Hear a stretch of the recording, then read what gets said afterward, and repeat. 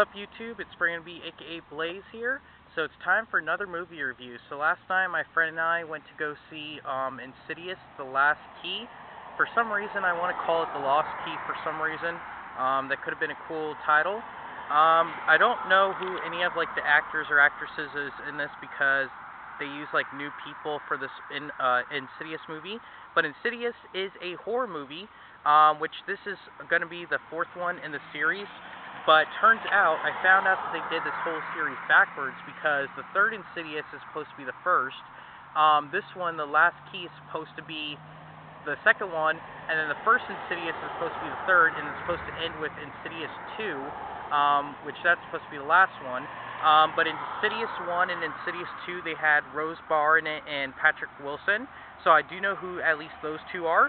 But pretty much the only person that stayed in the whole entire movie is the two guys that team up with the old lady to go after the paranormal or ghosts or demons, which is Specs, and I can't remember, and Tucker, I think the other guy's name is, and then Elise is the girl, the lady in the movie, the old lady with the white hair. Pretty much the demon in this one has to do with Keyface. His face is all messed up, but he has a bunch of keys, and they can go into people's bodies and steal their souls. And then he locks them up in their jail. But this one took place back in the 1950s for the first part of the movie, or the 60s, and you see when Elise got her gifts to interact with demons, and you got to see when she was little and how she got her gifts and what happened to her family and how her dad was a murderer and all this hoopla going on with her parents. But turns out this movie was really good. It did have a lot of jump scares. I did jump a lot.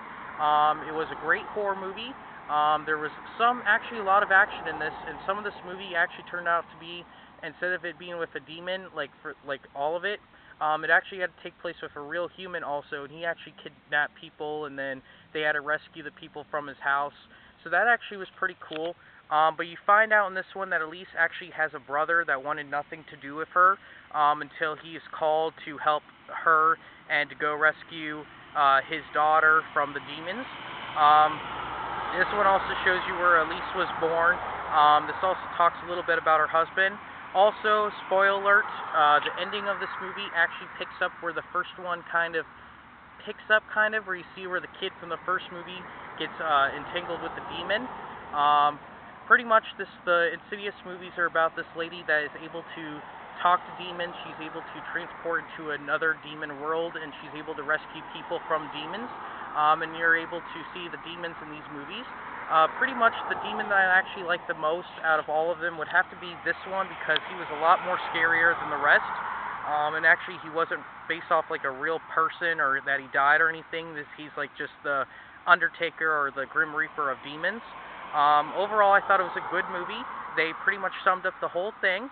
I hope there's going to be another one, which, spoiler, in Insidious 2, which is supposed to be the last one, you see that Elise died. So I have a feeling that in the next Insidious movie, if they do make one, they should have her granddaughter travel into the further, because in this movie you see that her granddaughter is able to travel into the further and shares the same gifts as her. That they could easily go into the further, she could, and bring Elise back from the dead. So that would be pretty cool if they did that. There was no comedy in this movie. There was no romance. There was just a little bit of drama, but other than that, it was a great horror movie, a lot of jump scares. I'm actually going to give this movie a 8 out of 10, only because I wish it had more jump scares, and I wish it could have summed up more of the movie and could have picked up with a little bit of the first movie and more of the second one. I wish that they could have just summed it all up, which they kind of did, but I don't know, it's okay. But overall, I did really like it, and I had a fun time with my friend, and he really enjoyed it. He actually jumped more than I did.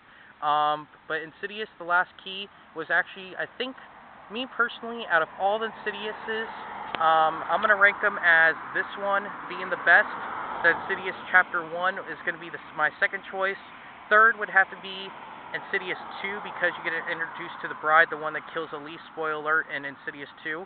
And then the last one that I didn't really like was Insidious 3. It kind of was a little bit slow and boring, but overall it was such a really great film.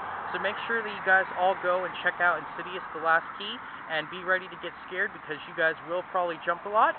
So please keep on watching, please subscribe, thank you.